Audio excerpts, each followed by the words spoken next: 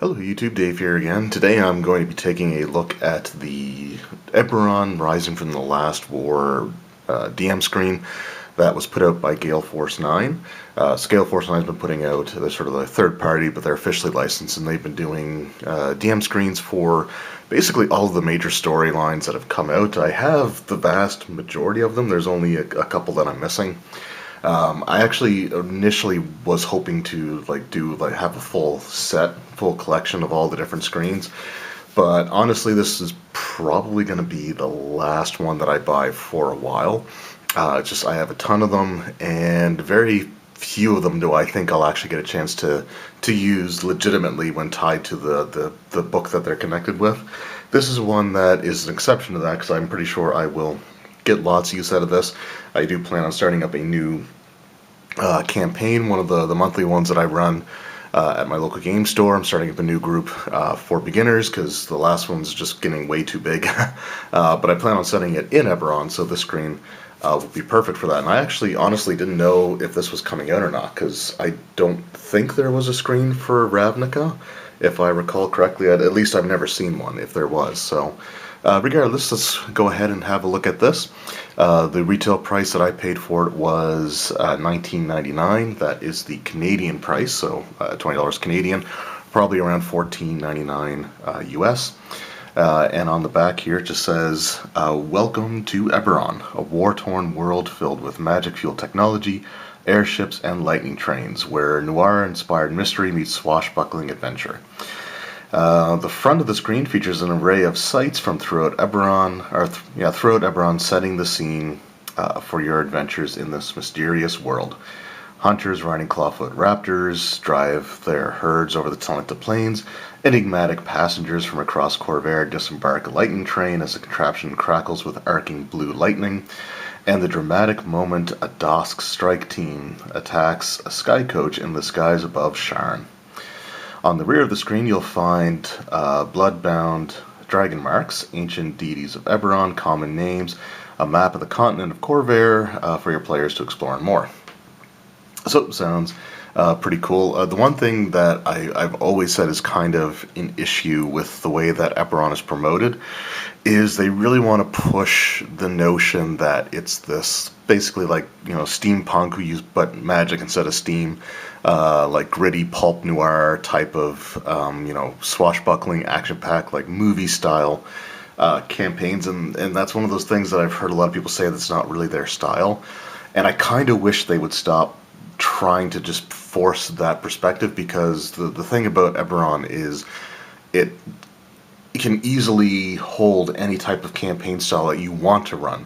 So if you want to have like this noir, mysteries inspired, or swashbuckling, or high action, where you're swinging from, roof chandeliers, or jumping rooftop to rooftop. I mean, you can do that, but you can also have just a standard kind of conventional D&D campaign. You can have one where they're exploring the continents of Zendrick and stuff like that. There's just a lot of different game styles that Eberron works really well with, and it's kind of a setting that can fit anything, any kind of adventure style, any kind of campaign style.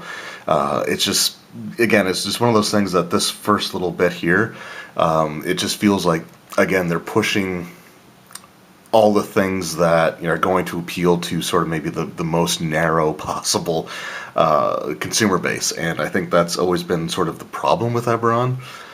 So for anyone that's actually watching this, it works with any kind of game style. You don't have to stick with what they're trying to push here. So I just wanted to let that be known. But anyway, without further ado, we'll just rip this open and have a look.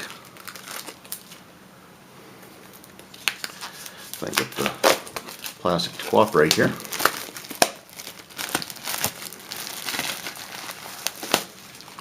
And of course I do hold on to this. This one's actually like cardstock. I'm actually surprised by that. Normally it's just like a thin, glossy piece of almost like magazine paper. But that's actually kind of nice. So I always do hold on to those, like I said. And then we will just open this up. And I will sort of pan it across the camera. that panel is really stuck. There we go. Alright, so there we have the halflings riding the clawfoot dinosaurs, the Talenta Plains. There we have, of course, the city of Sharn. We got the Warforged there, which are always seem to be front and center on these screens. But again, some nice stuff there.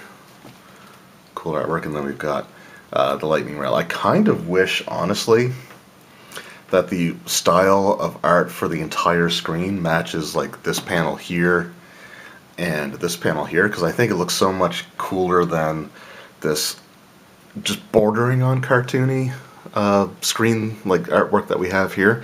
This has sort of been one of the predominant Eberron art styles ever since it came out for 3.5, but it still would have been nice to, because I really like the way this looks. I think that looks like an amazing piece of art, and I love the way this looks. And this is cool, but it's, again, just a little, it just, the art styles really clash. And it would have been nice, in my opinion, to have the whole thing with like the one style and just different images, but it's still not bad by any stretch of the imagination. Just personal opinion, I guess. And then inside, we've got some information here. So we have some names, which I notice there are people that don't like having that kind of stuff on a DM screen, but truthfully, it's one of my favorite things to have as a quick reference, because I'm horrible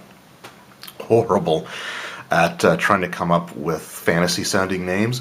So having, you know, these here, they are specific to the Eberron races. So you have changeling names, shifter names, goblinoid names, Kalashtar, and Warforged names. But it's still, in my opinion, it's still something that I would probably make use out of if someone just sort of unexpectedly throws the, you know, well, what's their name sort of thing, or if you have to create an NPC on the fly based off of some of the decisions that the players make. So I just thought that'd be kind of, I do appreciate, personally, I do appreciate having stuff like that there. And then we have the languages, which is like just the standard languages where they are, where their main speakers, I guess, would be. So, for example, Common is pretty much everywhere.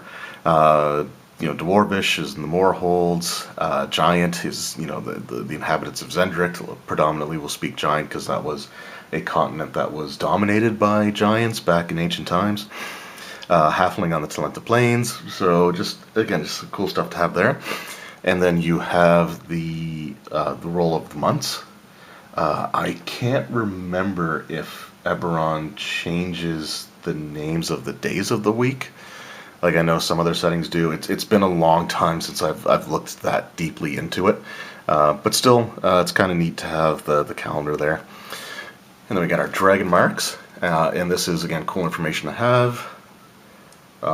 Just because at a glance you can see what races have access to what marks, who the leader of the house is, which is really great to have as well.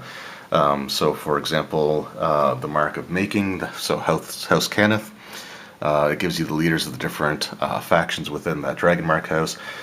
Just, again, interesting stuff to have. So it's just, you know, something that you may not necessarily use a lot, but the fact of the matter is that the screen is supposed to be Eberron themed, and it doesn't get any more Eberron themed than having the dragon marked houses. So for me, that's totally it totally makes sense for that to be there.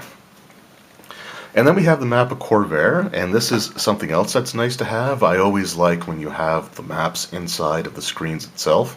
That way, it's just sort of a quick reference when you're just looking for locations or trying to get an idea of the distances between locations.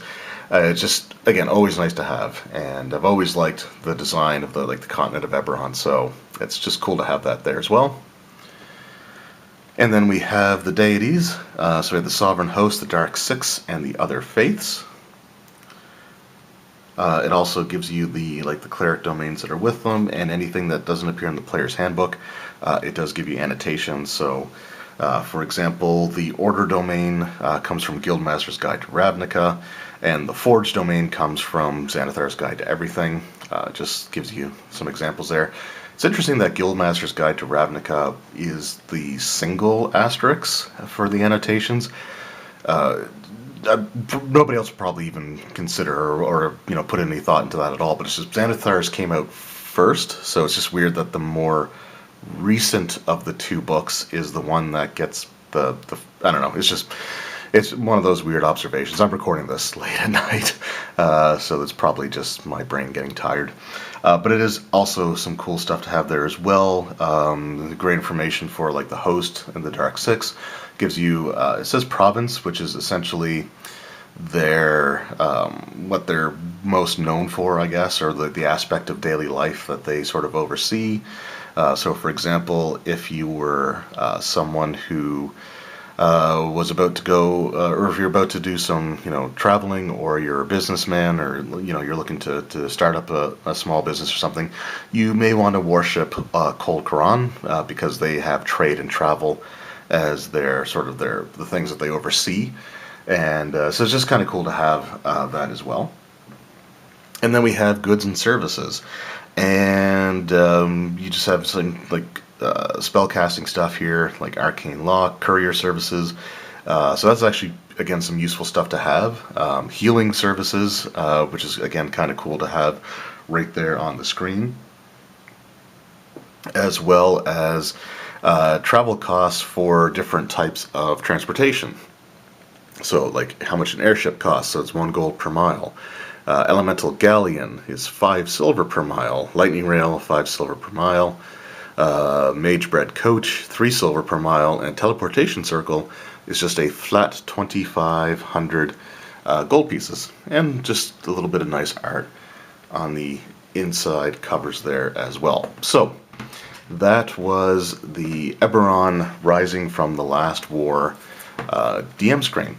Overall, I think it's pretty decent. It's a screen that has a lot of great stuff if you're going to run an Eberron campaign. How much of it you really would need to have at a quick glance is sort of up for people's personal opinions. There's some that may not want a whole panel of it being dedicated to the dragon marked houses, for example.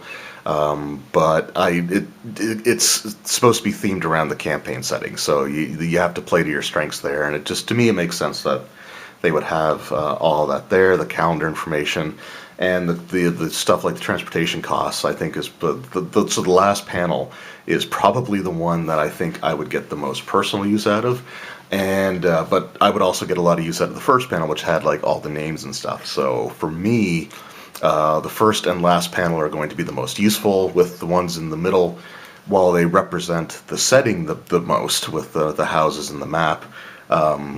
The amount that I would actually need to rely on that information is again sort of hard to gauge, I guess. But overall, I think they did a decent job with what this is supposed to be. So I think it works well from that perspective. And it's probably one of the screens that I would honestly use the most. Like whenever I run an Eberron-based adventure, I would be taking this screen with me. So it works well for that.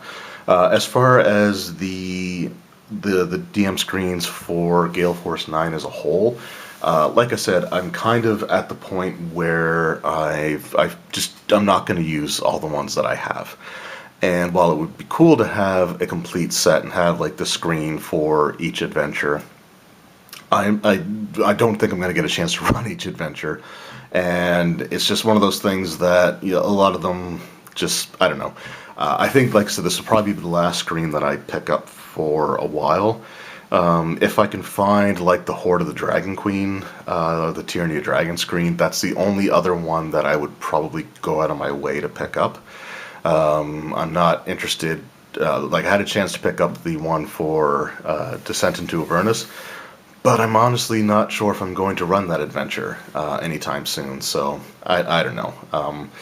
And I've also been looking through other Game Master screen kits recently, and these ones are kind of starting to lose their luster, in my opinion. It would be nice to see some extra stuff included. Even back in the days of 3rd edition D&D, the Forgotten Realms DM screen came with a booklet of encounter tables, random encounter tables for different terrains, different level ranges, and that was really useful. The previous Eberron DM screen for 3.5 came with the map of the continent, or actually I think it was the whole world map actually. At the very least, it was the map of Corvair, because it wasn't in the actual rulebook. And then I've been looking at other things like the Call of Cthulhu screen, which is packed with extra stuff. So I know this probably won't get to Gale Force 9, and they're probably limited in terms of what they can do, what kinds of things that they can include, where they're licensing everything. But I think it would be really cool to start including a little something extra with these screens. It could be something like a book of encounter charts or something like that, if it's a campaign setting, or even just some artwork from the ones that are tied specifically to adventures that you could use to show the players without having to show them the inside of the book. I don't know.